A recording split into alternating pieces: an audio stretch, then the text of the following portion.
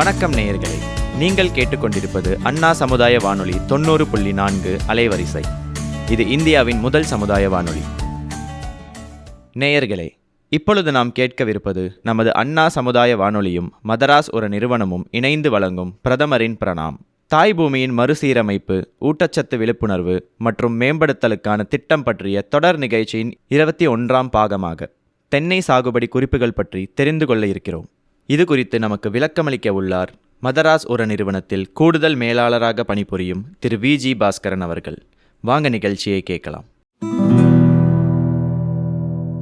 வணக்கம், என்னுடைய பெயர் வி.ஜி. பாஸ்கரன் என்பதாகும். நான் மெட்ராஸ் ஃபெர்டிலைசர்ஸ் நிறுவனத்தின் கூடுதல் மேலாளராக விற்பனை பிரிவில் திருவள்ளூர் தலைமையகத்தில் பணிபுரிந்து வருகிறேன். இன்று இந்த வானொலி மூலமாக உங்களை அனைவரையும் சந்திப்பதில் மிக்க மகிழ்ச்சி அடைகிறேன். நாம் இன்று பார்ப்பது தென்னை மர சாகுபடி குறிப்புகள். இப்போ ஃபோக்கஸ் பண்ணி நான் சொல்ல போகிறதே பார்த்திங்கன்னா, இந்த கம்யூனிட்டி ரேடியோவில் சென்னையில் உள்ள மக்களுக்கு சின்ன ஒரு 2 மரம் 4 மரம் வீட்டு உள்ள பேக்யார்டில் வளர்ப்பதில் உள்ள தொழில்நுட்பங்கள் என்னென்ன, எப்படி பார்த்திங்கன்னா அதை பராமரிக்கலாம், நோயிலேருந்து எப்படி காப்பாற்றலாங்கிறத பற்றி தான் ஃபோக்கஸ் பண்ணி சொல்ல போகிறேன். மற்ற பெரிய லார்ஜ் கல்டிவேஷன் பற்றி நம்ம இப்போது அதிகமாக பேச போதில்ல. ஃபஸ்ட்டு நம்ம என்ன பார்த்திங்கன்னா தெரிஞ்சுக்கணும்னா, என்ன வெரைட்டி பார்த்திங்கன்னா நமக்கு சூட்டபுளாக இருக்கும் அப்படிங்கிறத பற்றி நம்ம தெரிஞ்சுக்கணும். காமனாக பார்த்திங்கன்னா நம்ம வீட்டில் வளர்க்குறதெல்லாம் பார்த்திங்கன்னா எல்லாம் வெளியில் எங்கேயாவது கிடைக்கும், ஒரு நர்சரியில் கிடைக்கும், என்ன ரகன்னு கூட தெரியாது. அந்த மாதிரி தெரியாமையே நம்ம வாங்கிட்டு நட்டுருவோம். அதை காய்க்கிறதுக்கு லேட்டாகும். இந்த மாதிரி பல பிரச்சனைகள்லாம் வரும். அதுக்கு பதிலாக நம்ம என்னடான்னா, அது என்ன வெரைட்டி நம்ம நடுறோம், அது எத்தனை வருஷத்தில் காய்க்கும், இப்படிங்கலாம் நம்ம கொஞ்சம் அதை பற்றி ஒரு விழிப்புணர்வு ஏற்படுத்திக்கிட்டு தெரிஞ்சுக்கிட்டு நம்ம அதை வாங்கினோம்னா நமக்கு பயனுள்ளதாக இருக்கும். தென்னை மரத்தில் பார்த்திங்கன்னா 3 வெரைட்டிஸ் இருக்குது. ஒன்று நெட்டைன்னு சொல்லுவாங்க, டால் வெரைட்டிஸ். அடுத்து குட்டை, டுவார்ஃப் வெரைட்டிஸ் அப்படிம்பாங்க பார்த்திங்கன்னா. அடுத்து பார்த்திங்கன்னா ரெண்டுத்தையும் பார்த்திங்கன்னா கலப்பினம் பண்ணுறது, ஹைப்ரிட் வெரைட்டிஸ். இதில் ரொம்ப ஃபெமிலியரான வெரைட்டிஸ் டால் வெரைட்டிஸ். டால் வெரைட்டிஸ் நம்ம எடுத்துக்கிட்டோம்னா west coastal, east coastal, Aliyar. இது பார்த்திங்கன்னா நான் குறிப்பிட்ட ஒரு முக்கியமான 3 வெரைட்டி மட்டும் சொல்கிறேன். இன்னும் நிறைய வெரைட்டிஸ் இருக்குது. அது நம்ம பார்த்திங்கன்னா நர்சரிக்கு நீங்கள் போனீங்கன்னா நம்ம அந்த நர்சரியில் போய்ட்டு நமக்கு என்ன சூட்டபுளாக இருக்கோ அந்த வெரைட்டிஸ் பார்த்து எடுத்துக்கலாம். இப்போது எங்கள் நர்சரியை பார்த்திங்கன்னா எங்கே இருக்குது, அதை பார்த்திங்கன்னா தென்னை நாற்று கன்றுகளை பார்த்திங்கன்னா எங்கே வாங்கலாம் அப்படின்னோம்னா, அரசாங்கமே பார்த்திங்கன்னா நர்சரிஸை மெயின்டைன் பண்ணிகிட்ருக்கு. தமிழக அரசாங்கம் நமக்கு சென்னையில் அருகாமையில் 2 இடத்துல இருக்குது. ஒன்று பார்த்திங்கன்னா மாதவரம், அதுக்கடுத்து பார்த்திங்கன்னா காஞ்சிபுரத்தில் பிச்சிவாக்கம்னு சொல்லிட்டு காஞ்சிபுரம் மாவட்டத்தில் ஒரு இடத்துல இருக்குது. இந்த 2 இடத்துல பார்த்திங்கன்னா அரசாங்கமே நர்சரியை மெயின்டைன் பண்ணிகிட்ருக்குறாங்க. அங்கே போய்ட்டு நீங்கள் நமக்கு சூட்டபுளான வெரைட்டி அதே நம்ம அங்கே போய் வாங்கிக்கலாம். இது சாதாரணமாக ஒரு தென்னை நார்க்கன்று, தென்னை கன்று பார்த்திங்கன்னா 50 ரூபாயிலிருந்து 150 ரூபா வரையும் ரேட்டில் கிடைக்கிது பார்த்திங்கன்னா. இதை நம்ம செலக்ட் பண்ணணும். செலக்ட் பண்ணிவிட்டு பார்த்திங்கன்னா நம்ம இப்போ வெரைட்டி பற்றி சொன்னேன். காமனாக பார்த்திங்கன்னா எல்லா இடத்துலையும் வளரக்கூடிய இதுன்னு பார்த்திங்கன்னா டால் வெரைட்டிஸ் தான். காரணம் டுவார்ஃப் வெரைட்டிஸ் கூட கம்மியாக தான் இருக்கும், டால் வெரைட்டிஸு கொஞ்சம் அதிகமாக இருக்கும். அதில் பெரிய அட்வான்டேஜ் என்னென்னு பார்த்திங்கன்னா, பூச்சி நோய்த்தலேருந்து எதிர்ப்பு சக்தியோடு வளரக்கூடிய ஒரு மரம் டால் வெரைட்டிஸ் பார்த்திங்கன்னா. சுமார் 40 அடியிலேருந்து 50 அடி உயரம் வரைக்கும் வரும். அதுக்கடுத்து பார்த்திங்கன்னா அதனுடைய லைஃப் ஸ்பேனும் பார்த்திங்கன்னா அதிகமாக இருக்கும். சுமார் 50 வருடங்கள்லேருந்து 80 வருடம் வரையும் பார்த்திங்கன்னா உயிரோடு இருக்கும் அந்த மரம் பார்த்திங்கன்னா. காய்க்கிற தன்மை குறைஞ்சிக்கிட்டே வரும். பட் 40 வருடங்கள்லேருந்து 50 வருடங்கள் வரையும் சாதாரணமாக நல்லா காய்க்கும். அதுக்கு மேலே கூட அந்த மரங்கள் நல்லா பராமரித்தால் நல்லா இருக்குங்க பார்த்திங்கன்னா. அதுக்கடுத்து நம்ம தென்னையை நடுறதுக்கு முன்னாடி நல்லா ஒரு பள்ளம் எடுத்துக்கணும். அந்த பள்ளத்தோட சைஸுன்னு நம்ம பார்த்துக்கிட்டோம்னா பார்த்திங்கன்னா 3x3, 3 அடி நீளம், 3 அடி அகலம், 3 அடி ஆழம். இந்த மாதிரி பார்த்திங்கன்னா ஒரு நல்ல ஒரு பள்ளம் எடுத்துக்கணும். அந்த பள்ளத்தை எடுத்துக்கிட்டு அதுக்கடுத்து நார்மலாக என்னென்னு கேட்டிங்கன்னா, தென்னை மரத்தை நடும்போது பார்த்திங்கன்னா சிங்கிள் மரம், ஒரு மரத்தை நட மாட்டாங்க, ஜோடியாக தான் நடுவாங்க. 2 மரம் இல்லை 4 மரம் அந்த மாதிரி தான் நடுவாங்க. அப்போது 2 மரத்துக்கு பற்றி நம்ம பேசும்போது பார்த்திங்கன்னா ஒரு மரத்துக்கும் இன்னொரு மரத்துக்கும் உள்ள இடைவெளின்னு பார்த்திங்கன்னா குறைஞ்சபட்சம் 20 அடி இருக்கணுங்க. டால்னால் வந்து 25 அடி வச்சா நல்லது. அட்லீஸ்ட் நம்ம வந்து பேக் யார்டில் அந்த அளவுக்கெல்லாம் நம்ம இப்போதைக்கு வந்து பார்த்திங்கன்னா சிட்டியில் இருக்கிற சூழ்நிலையில் இருக்கிற விலைவாசிக்கு நம்ம அந்த அளவுக்கு இடம்லாம் வச்சு நம்ம பெருசாக நடக்கக்கூடிய வாய்ப்புகள்லாம் எல்லா இடத்துலையும் வந்து பார்த்திங்கன்னா கம்மியாக தான் இருக்கும். ஒரு சில வீட்டில் இருக்கும். அவங்களுக்கு வாய்ப்புகள் இருந்ததுன்னா நீங்கள் 25 அடி கூட வச்சுக்கலாம். வாய்ப்பு இல்லாதவங்க வந்து பார்த்திங்கன்னா குறைஞ்சபட்சம் வந்து ஒரு 15 அடியாவது வைங்க. 10 அடிக்கு கம்மியாக எந்த எக்காரணத்தை கொண்டும் வைக்க வேண்டாம் வந்து பார்த்திங்கன்னா. அப்போ வந்து 3/3 அடி 3க்கு 3 வச்சுக்கிட்டு பார்த்திங்கன்னா 10 அடி வச்சிங்களன்னா இன்னும் குறைஞ்சிரும். அதனால் வந்து இன்னும் 15 அடி வச்சுக்கிட்டோம்னா தான் நல்லது. அது மாதிரி முதல்ல பள்ளம் தோண்டிடணும். பள்ளம் தோண்டிட்டு வந்து பார்த்திங்கன்னா அந்த பள்ளத்தை வந்து நல்லா வெயிலில் காய விடணும். கரெக்டாக வந்து பார்த்திங்கன்னா ஒரு 4 நாள் 5 நாள்லேருந்து 10 நாள் இடைவெளி வரையும் நல்லா வெயிலில் காய விட்டுட்டு அந்த மண்ணெல்லாம் வந்து பார்த்திங்கன்னா கட்டி கட்டியாக இருக்கிற மண்ணெல்லாம் நல்லா உடச்சிக்கிட்டு அதுக்கடுத்து என்ன பண்ணணும்னு கேட்டிங்கன்னா அந்த மண்ணோட கூட ஒரு பங்கு நம்ம தோண்டி எடுத்த மண் கூட வந்து ஒரு பங்கு மணல், அதுக்கடுத்து வந்து பார்த்திங்கன்னா சாண எரு வந்து பார்த்திங்கன்னா 1:1:1 ரேஷியோவில் நல்லா மிக்ஸ் பண்ணணும். நல்லா மிக்ஸ் பண்ணிவிட்டு சாண எரு ஐயா எனக்கு சாண எருவே இங்கே கிடைக்காது அப்படிங்கிறவங்க என்ன பண்ணலான்னு கேட்டிங்கன்னா இப்போ கடைகளில் city compost, organic manure, vermi compost இந்த மாதிரி எல்லாம் வந்து பார்த்திங்கன்னா ரெடிமேடாக கிடைக்கிது. சிட்டி கம்போஸ்ட்டு வந்து பார்த்திங்கன்னா விஜய் சிட்டி கம்போஸ்ட் நம்ம மெட்ராஸ் ஃபெர்டிலைசர்ஸ் நிறுவனத்திலேயே வந்து பார்த்திங்கன்னா ரெட் ஹில்ஸு, காஞ்சிபுரம் இந்த மாதிரி கடைகளில் பெரிய பெரிய கடைகளெல்லாம் வந்து பார்த்திங்கன்னா நம்ம டீலர்ஷிப் உள்ள கடைகளெல்லாம் கிடைக்கும். அது சிட்டி கம்போஸ்ட் பார்த்திங்கன்னா 50 கிலோ மூட்டையில் கிடைக்குது. அது வந்து ஒரு 10 கிலோ இல்லை 15 கிலோ அது வந்து இந்த மண் ப்ளஸ் மணல், இந்த சிட்டி கம்போஸ்ட் இல்லை ஆர்கானிக் மென்யூர் அது 40 கிலோ மூட்டையில் கிடைக்குது பார்த்திங்கன்னா. இது எல்லாத்தையும் நல்லா மிக்ஸ் பண்ணி ஃபுல்லாக அந்த 3 அடி ஆழத்தை வந்து பார்த்திங்கன்னா நம்ம 2 அடி நிரப்பிடணும். 2 அடி நிரப்பிட்டோம்னா வந்து பார்த்திங்கன்னா ஃபுல்லாக போட்டுட்டு கூட நம்ம வந்து பார்த்திங்கன்னா என்னென்னு கேட்டிங்கன்னா இந்த கரையான், அதுக்கடுத்து வந்து பார்த்திங்கன்னா நூற்புழு, இந்த மாதிரி சில புழுக்கள்லாம் மண்ணில் இருக்கும். அங்கே வந்து பார்த்திங்கன்னா கரையான் வந்து இதெல்லாம் வராமல் இருக்கிறதுக்காக வந்து பார்த்திங்கன்னா ஃபியூரிடான் கிரானுல்ஸ் அதை வந்து பார்த்திங்கன்னா ஒரு 100 கிராம் ஒரு மரத்துக்கு அதையும் கூட கொஞ்சம் மிக்ஸ் பண்ணி இதெல்லாம் போட்டுட்டு மண்ணை வச்சு மூடி நல்லா அழுத்தி விட்டுட்டு நல்லா நட்டு விட்டுறணும். இதுதான் வந்து பார்த்திங்கன்னா குழி எடுத்து வந்து தென்னையை மரத்தை நடக்கூடிய ஒரு முறை. இதை வந்து நட்டு முடிச்சிட்ட உடனே வந்து பார்த்திங்கன்னா நல்லா மண்ணை அழுத்திட்டு வந்து அதுக்கு முடிஞ்ச வரையில் வந்து ஒரு மேலே ஒரு நிழல் இருக்கிற மாதிரி வந்து நல்லா வெயிலில் வந்து காய விடாமல் ஒரு நிழல் இருக்கிற மாதிரி பார்த்துக்கிட்டோம்னா ரொம்ப ரொம்ப நல்லது. வாய்ப்புகள் இருந்ததுன்னா அதை செய்யலாம். பார்த்திங்கன்னா இந்த மாதிரி வந்து அந்த மரத்தை வந்து பார்த்திங்கன்னா 4 நாளைக்கு ஒரு முறை வந்து பார்த்திங்கன்னா குறைஞ்சபட்சம் ஒரு 30 லிட்டர்லேருந்து 40 லிட்டர் தண்ணியை வந்து அந்த மரத்துக்கு விட்டுட்டுருக்கணும். இந்த மாதிரி அப்படியே விட்டுக்கிட்டே இருந்தோம்னா வந்து பார்த்திங்கன்னா ஒரு 4 மாதம் இல்லை 5ஆவது மாதத்தில் வந்து பார்த்திங்கன்னா உங்களுக்கு புது குருத்து வந்து வர ஆரம்பிக்கும். அதுதான் வந்து பார்த்திங்கன்னா ஃபஸ்ட்டு 4ஆவது மாதத்தில் இல்லை 5ஆவது மாதத்தில். இப்போ வந்து பார்த்திங்கன்னா இந்த நவீன சாகுபடியில் வந்து என்ன பண்ணுறாங்கன்னு கேட்டிங்கன்னா நர்சரி பீப்புள்ஸ்லாம் இந்த தென்னையை வந்து பார்த்திங்கன்னா ஒரு வருஷத்தில் நம்ம நடுறதுக்கு பதிலாக ஒரு தொட்டியில் ஒரு 2 வருஷமாக வளர்த்து நோய் இல்லை பூச்சி அரிப்பு இதெல்லாம் இல்லாமல் அங்கேயே வந்து நல்லா மெயின்டைன் பண்ணி வந்து பார்த்திங்கன்னா நல்லா வளர்ந்த பிறகு கொண்டு வந்து நடுறாங்க. இல்லை 2 வருஷம் இல்லை 3 வருஷம் கூட வச்சுக்கிறாங்க. அதெல்லாம் அந்த மாதிரி வச்சிட்ட பிறகு அதை நட்டுட்ட பிறகு என்ன ஆகுன்னு கேட்டிங்கன்னா அடுத்து நம்ம ஃபுல்லாக மெயின் ஃபீல்டில் அதை நடந்த உடனே வந்து பார்த்திங்கன்னா அது 2-2.5 வருஷத்துலேயே காய்க்க ஆரம்பித்தோம். ஸோ மொத்தத்தில் 5ஆவது வருஷத்தில் அது காய்க்கும். அந்த மாதிரியும் வந்து சயின்டிஃபிக்காக லார்ஜ் ஸ்கேலில் வந்து பார்த்திங்கன்னா மெயின்லேண்டில் பண்ணக்கூடியவங்க அந்த மாதிரி பண்ணுறாங்க. இப்போது வீட்டில் வந்து அதுக்கான வாய்ப்புகள்லாம் ரொம்ப கம்மியாக இருக்குன்னு தான் நான் நினைக்கிறேன். ட்ரெடிஷ்னலாக பண்ணுற மாதிரியே வந்து பார்த்திங்கன்னா இதை பண்ணோம்னாவே போதுமானது. இது வந்து 5ஆவது வருஷத்துலேருந்து 8ஆவது வருஷத்துக்குள்ளே காய்க்க ஆரம்பிச்சிடும். நார்மலாக டால் வெரைட்டிஸ் வந்து பார்த்திங்கன்னா 8th இயர்லேருந்து நல்லா காய்க்கும்.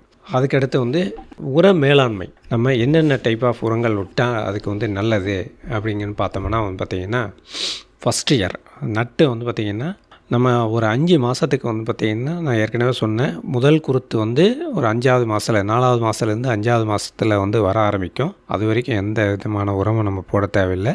அதுக்கப்புறம் நம்ம உரம் போட்டால் போதும். அது வளரணும் நல்லா இருக்கும் அப்படின்னு கொஞ்சம் ஆசைப்பட்டோம்னா இந்த மாதிரி வேப்ப முன்னாக்கு, சிட்டி கம்போஸ்ட்டு இந்த மாதிரி உரங்களை வந்து பார்த்திங்கன்னா நம்ம போட்டுக்கிட்டோம்னா போதும். ஃபஸ்ட் இயரில் வந்து நம்ம என்ன உரங்கள் போடணும்னு கேட்டிங்கன்னா யூரியா வந்து ஒரு 300 கிராம், அதுக்கடுத்து super phosphate, single super phosphate எஸ்எஸ்பின்னு சொல்லுவாங்க, அது ஒரு 500 கிராம், பொட்டாஷு ஒரு 500 கிராம். அதுக்கடுத்து 2ஆவது வருஷம் 500 gram urea, 1 kilo single super phosphate, 1 kilo potash. 3ஆவது வருஷம் 500 gram urea, 1 KG single super phosphate, 1.5 kilo potash. Potash வந்து ரொம்ப ரொம்ப அவசியம். இப்போ பொட்டாஷ் பாருங்கள் இப்போ கூடுது பாருங்கள். அதுக்கடுத்து 4வது வருஷம் 600 gram urea, 1 kilo single super phosphate, 1.5 kilo வந்து பார்த்திங்கன்னா மியூரேட் ஆஃப் பொட்டாஷ். அதுக்கடுத்து 5th இயரில் 1.3 kg ஆஃப் யூரியா, அடுத்து 2 kg of super phosphate, 2 kg of MOP. இதுதான் கெமிக்கல் ஃபெர்டிலைசர். முக்கியமாக வந்து பார்த்திங்கன்னா primary nutrient nitrogen, phosphorus, potash. இதை இந்த நான் சொன்ன மேற்கூறிய அளவு உரங்களை வந்து பார்த்திங்கன்னா ஸ்ப்ளிட் டோசஸ் ஒரு வருஷத்தில் 2 முறை நம்ம இந்த உரங்களை வந்து வைக்கணும். தென்னை மரத்துக்கு வந்து பார்த்திங்கன்னா தென்னை மரத்துக்கு உரம் வைக்கிறதுக்கு வந்து பார்த்திங்கன்னா நம்ம வீட்லேயே வளர்க்குறோம், நமக்கு தண்ணி வந்து எந்த விதமான பிரச்சனையும் இல்லை. அதனால் தண்ணியை நம்ம ரெகுலராக விடலாங்கிறதுனால நம்ம ஏப்ரல் மே மாதத்துலேயே வந்து ஃபஸ்ட்டே நம்ம வந்து வைக்க ஆரம்பிச்சிடலாம். வைக்கும்போது வந்து பார்த்திங்கன்னா ஒரு மரத்தை சுற்றி 3 அடியிலிருந்து 4 அடி தூரத்தில் வந்து பார்த்திங்கன்னா நல்லா மண்ணெல்லாம் கிளறி விட்டு ஒரு 10 சென்டிமீட்டர் அளவுக்கு வந்து ஒரு நல்லா ஆழமாக நல்லா வெட்டி எடுத்துகிட்டு நல்லா சுத்தமாக க்ளீன் பண்ணிவிட்டு அப்போ வந்து சர்க்கிளில் ஆஃப் த சர்க்கிளில் வந்து பார்த்திங்கன்னா நம்ம சொன்ன அளவுத்தினுடைய அந்த அளவில் பாதி அளவு உரங்களை வந்து நம்ம என்ன பண்ணணும், ஆஃப் த சர்க்கிளில் வைக்கணும். 2வது வந்து 6 மாதம் கழித்து வந்து அக்டோபர் நவம்பரில் வந்து பார்த்திங்கன்னா மீதி உள்ள அளவை வந்து பார்த்திங்கன்னா செகண்ட் ஹாஃபில் வந்து பார்த்திங்கன்னா வைக்கணுங்க. இதுதான் இது ப்ரைமரி நியூட்ரியன்ட் பொறுத்தவரையில். இது இந்த மாதிரி 2 ஸ்ப்ளிட் டோசஸாக வந்து பண்ணணும். அதுக்கு அடுத்ததாக வந்து பார்த்திங்கன்னா கூட நம்ம வந்து ஒரு மரத்துக்கு ஒரு 5 கிலோ நீம் கேக் வேப்பம் புண்ணாக்கு, இந்த வேப்பம் புண்ணாக்கை வந்து நம்ம அது கூட வந்து 2 ஆஃப் சர்க்கிள்லேயும் 2 முறை 5 கிலோ வைக்கலாம். அதுக்கடுத்து ஃபார்மேட் மேன்யூர் சாண எரு தான் இப்போ நமக்கு கிடைக்கிறதில்ல. அதான் இப்போ நான் ஏற்கனவே சொன்ன மாதிரி ரெடிமேடாக நமக்கு வந்து 40 கிலோ 50 கிலோ பேக்கில் சிட்டி கம்போஸ்ட்டு ஆர்கானிக் மென்யூருங்கிறது Vijay city compost, Vijay organic மென்யூருங்கிற மாதிரி வந்து உரங்கள்லாம் கிடைக்குது. அது ஒரு மரத்துக்கு வந்து ஒரு 20 கிலோ வந்து ஒரு வருஷத்துக்கு கம்பல்சரியாக வைக்கணும். அதை இந்த கெமிக்கல் ஃபெர்டிலைசர் வைக்கும்போதே வந்து அதையும் நம்ம சேர்த்து 2 சர்க்கிளாக வந்து பார்த்திங்கன்னா 2 ஆஃப் இதெல்லாம் வந்து பார்த்திங்கன்னா 10 கிலோவாக நம்ம பிரித்து வச்சிடலாம். இதுதான் வந்து பார்த்திங்கன்னா NPK ப்ரைமரி நியூட்ரியன்ஸ் சொல்லலாம். மெயினான வந்து பார்த்திங்கன்னா ஒரு நியூட்ரியன்ஸ் சத்துக்கள். இதை தவிர வந்து பார்த்திங்கன்னா ரொம்ப முக்கியமானது பார்த்திங்கன்னா சிறிய அளவில் தேவைப்படக்கூடிய மைனர் நியூட்ரியன்ஸ் இருக்குது. அது மைனர் நியூட்ரியன்ஸுங்கிறது என்னன்னு கேட்டிங்கன்னா இரும்புச்சத்து, மேங்கனீஸ் சத்து, ஜிங்க் மற்றும் போரான் மற்றும் காப்பர். இது வந்து பார்த்திங்கன்னா மைனர் நியூட்ரியன்ஸும்பாங்க. இந்த மைனர் நியூட்ரியன்ஸ் வந்து பார்த்திங்கன்னா தென்னையினுடைய மரத்தினுடைய வளர்ச்சிக்கும் காய் பிடிக்கிறதுக்கும் அதுக்கடுத்து வந்து பார்த்திங்கன்னா அந்த பூ கொட்டாமல் இருக்கிறதுக்கும் அந்த காயெல்லாம் வந்து கொட்டி போயிடும். நிறைய பேர் நான் கடையில் பார்த்துருக்கேன், வந்து உட்காண்ட்ருக்கும்போது காயெல்லாம் கொட்டி போயிடுதுங்க, பூவெல்லாம் வந்து போகுது, காயே நிற்க மாட்டேங்குது அப்படிம்பாங்க. வந்து பார்த்திங்கன்னா அதுக்கு மெயினான காரணம் என்னன்னு கேட்டிங்கன்னா ரெகுலராக உரம் வைக்காதது. அதுக்கடுத்து உரம் வைக்கிறவங்களும் வந்து பார்த்திங்கன்னா இந்த மாதிரி இந்த மைக்ரோ நியூட்ரியன்ஸை எல்லாம் வந்து பார்த்திங்கன்னா வைக்க மாட்டாங்க. மைக்ரோ நியூட்ரியன்ஸ் வந்து தென்னை மரத்துக்கு ரொம்ப ரொம்ப ரொம்ப அவசியம். அதுலேயும் வந்து பார்த்திங்கன்னா போரானும் காப்பரும் வந்து பார்த்திங்கன்னா மிகவும் அவசியம். இப்போது இந்த மைக்ரோ நியூட்ரியன்ஸும் வந்து பார்த்திங்கன்னா தென்னைக்கு வந்து ஸ்டாண்டர்ட் மிக்சராக வந்து சில கம்பெனிகளில் வந்து பார்த்திங்கன்னா தயார் பண்ணி கொடுக்குறாங்க. வந்து பார்த்திங்கன்னா அதுக்கு வந்து பார்த்திங்கன்னா மைக்ரோ நியூட்ரியன்ஸு 1 கிலோ பேக்கில் வந்து கொடுக்குறாங்க. வந்து பார்த்திங்கன்னா ஒரு வருஷத்துக்கு இது ஒரு முறை வச்சா போதும். இல்லை நம்ம உரம் வரும்போது நம்ம 2 முறையாக 2 ஸ்ப்ளிட் டோசஸ் வைக்கிறோம் இல்லையா, அந்த 2 முறையாக கூட நம்ம இதை வந்து பிரித்து வச்சுக்கலாம். இது 1 கிலோ வந்து 130 ரூபாங்க மைக்ரோ நியூட்ரியன்ஸ். அதுக்கடுத்து முக்கியமான இன்னொரு சத்து வந்து பார்த்திங்கன்னா நுண்ணுயிர் உரங்கள். அதை தான் நான் வந்து பயோ ஃபெர்டிலைசர்னு சொல்லுவாங்க. பயோ ஃபெர்டிலைசருங்கிறது வந்து பார்த்திங்கன்னா அதில் நம்ம விஜய் கம்பெனிலேயே மெட்ராஸ் ஃபெர்டிலைசர்ஸ்லேயே தயார் பண்ணுறோம். அது மற்ற கம்பெனிலேயும் இருக்குது. அதையும் நம்ம வாங்கி இதை வந்து அவசியம் வந்து போடணும். இது என்னன்னு கேட்டிங்கன்னா ஒன்று வந்து அசோஸ்பைரில்லம், அடுத்ததாக வந்து பாஸ்போபாக்டீரியா.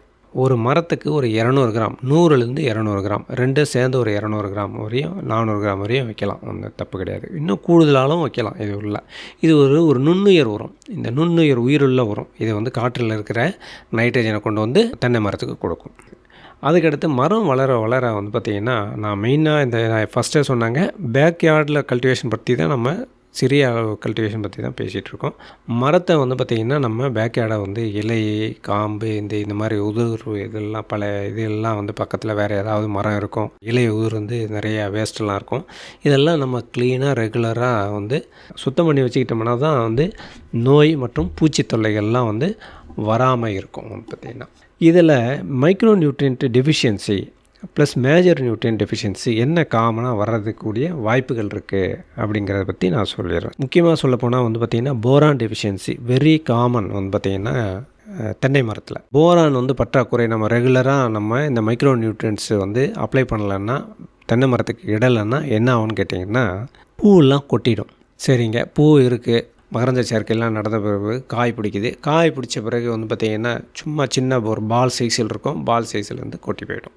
இது வந்து பார்த்திங்கன்னா சாதாரணமாக நடக்கும். இது எல்லார் வீட்லேயும் இருக்கக்கூடிய ஒரு காமனான ப்ராப்ளம். அதனால் இந்த மைக்ரோ நியூட்ரியன்ட்டு போரானும் அதுக்கடுத்து வந்து ஜிங்க்கு ரொம்ப ரொம்ப முக்கியம். ஜிங்க்கு வந்து பற்றாக்குறை வந்தாலும் இது வந்து வர்றதுக்கான வாய்ப்புகள் இருக்குது. அதுக்கடுத்து காய் வந்து நல்லா வளர்ந்துடும்.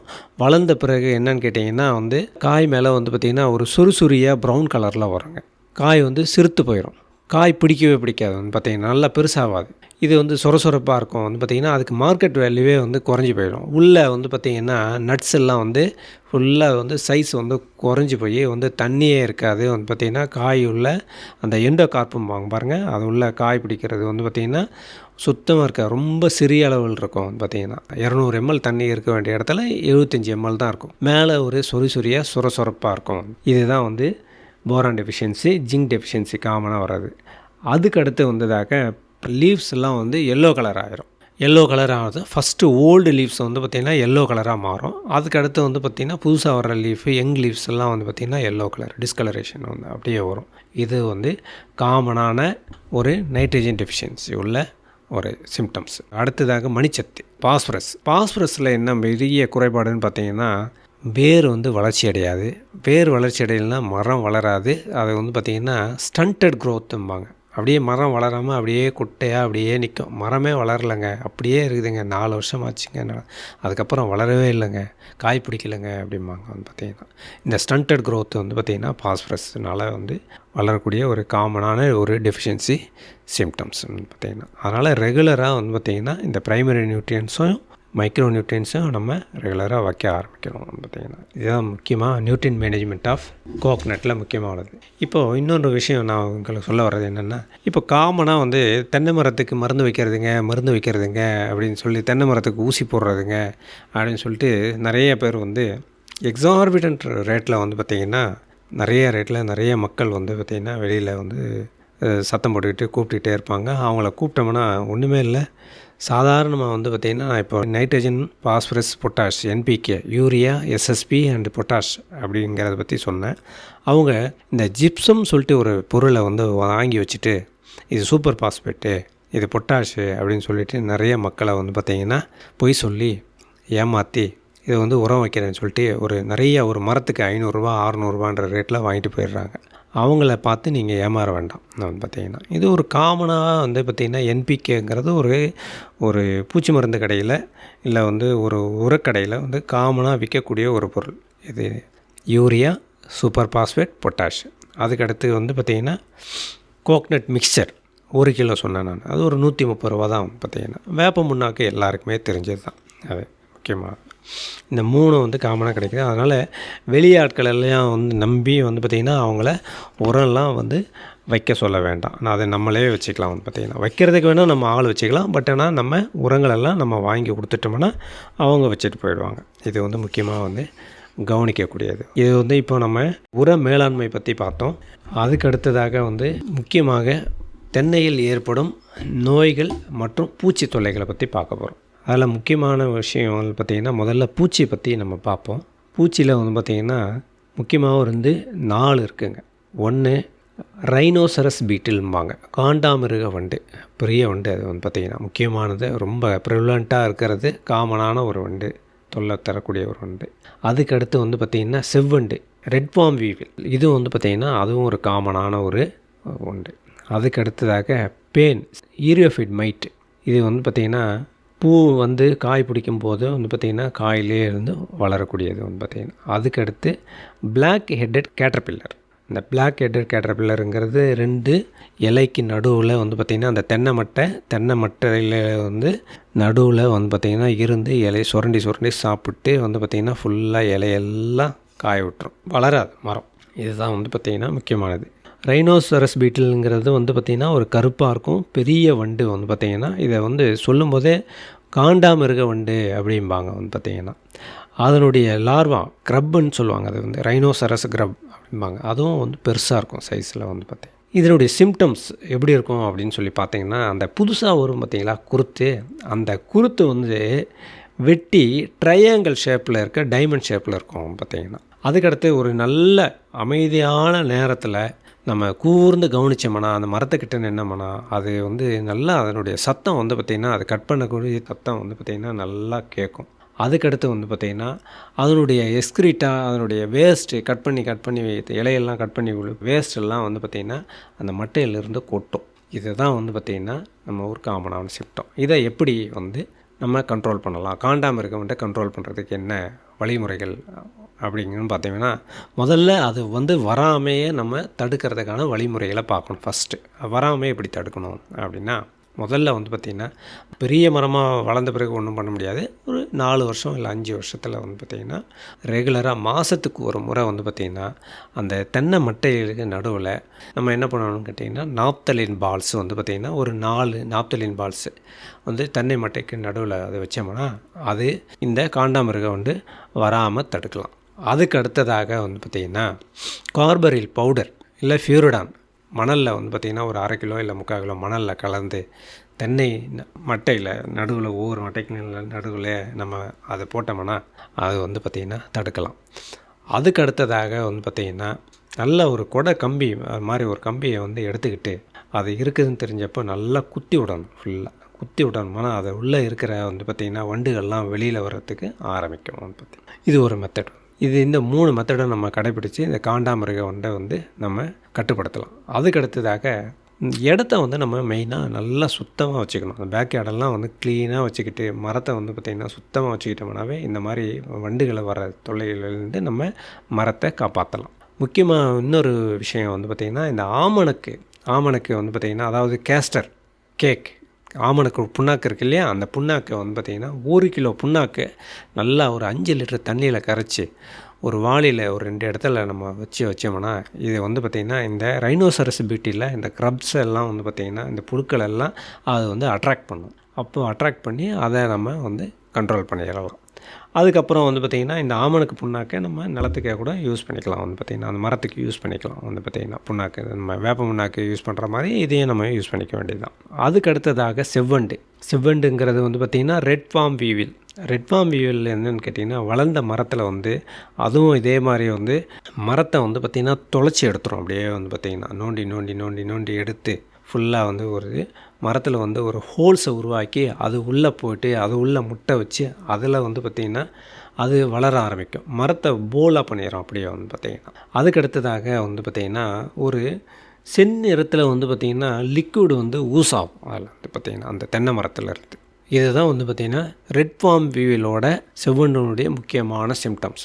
இப்போது அந்த மாதிரி இடத்துல வந்து பார்த்திங்கன்னா இது ஃபுல்லாக கம்ப்ளீட்டாக வந்து அந்த மரத்தை அதெல்லாம் ஃபுல்லாக கம்ப்ளீட்டாக நோண்டி எடுத்து அந்த இதெல்லாம் உள்ளே இருக்கிறத வந்து பார்த்திங்கன்னா வண்டுகளோ இல்லை வேறு ஏதாவது செருகுகள் இல்லை வேஸ்ட்டு எல்லாத்தையும் க்ளீன் பண்ணி கம்ப்ளீட்டாக எடுத்து வந்து பார்த்திங்கன்னா ஃபுல்லாக களிமண் இல்லை தார் வேறு எல்லாம் வந்து பார்த்திங்கன்னா சிமெண்ட்டு கொஞ்சம் மணல் கூட கலந்து கூட வந்து பார்த்திங்கன்னா இந்த ஃபியூரிடான் கிரானியூல்ஸ் வந்து மோனோக்ரோட்டோஃபாஸு இதெல்லாம் கொஞ்சம் நல்லா ஏதாவது மோனோக்ரோட்டோஃபாஸ் ஆர் ஃபியூரிடான் இந்த ரெண்டில் ஏதாவது ஒன்று பார்த்திங்கன்னா கம்ப்ளீட்டாக கொஞ்சம் மிக்ஸ் பண்ணி மரத்தை வந்து பார்த்திங்கன்னா அந்த ஹோல்ஸ் எல்லாம் நம்ம ப்ளக் பண்ணி கம்ப்ளீட்டாக அடைச்சி விடணுங்க.